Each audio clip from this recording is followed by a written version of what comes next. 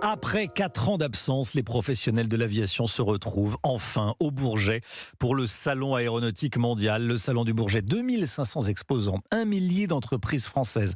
Baptiste Morin en direct avec nous du Salon du Bourget. Bonjour Baptiste.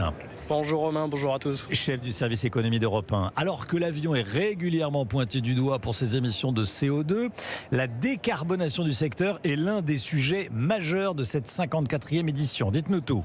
Oui, c'est tout simplement la 4e révolution à laquelle s'attaque le secteur aérien. Il a d'abord fallu réussir à voler, il a ensuite fallu sécuriser ses vols, puis démocratiser le moyen de transport.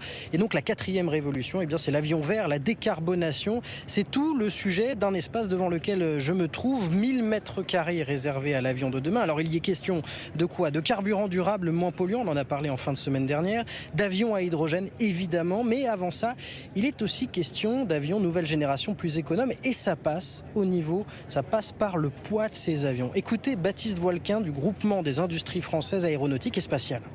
L'objectif à fin de la décennie, c'est de pouvoir lancer un programme d'un avion dit ultra frugal, où on va essayer de sauter une génération, c'est-à-dire d'atteindre, on parlait de 15-20% sur chacune des générations, et là on va essayer d'atteindre 30% d'un coup, en allant vers l'allègement, vers des choix de configuration et d'aérostructure qui permettent d'optimiser l'avion.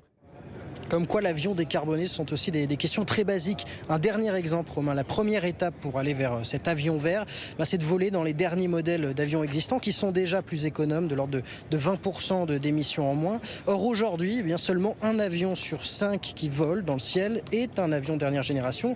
Le simple renouvellement de la flotte, c'est comme ça qu'appellent ça les experts, permettrait de réduire les émissions du secteur de plus de 15%. Ah oui, c'est significatif. Merci beaucoup Baptiste. Significatif. Oui, merci Baptiste.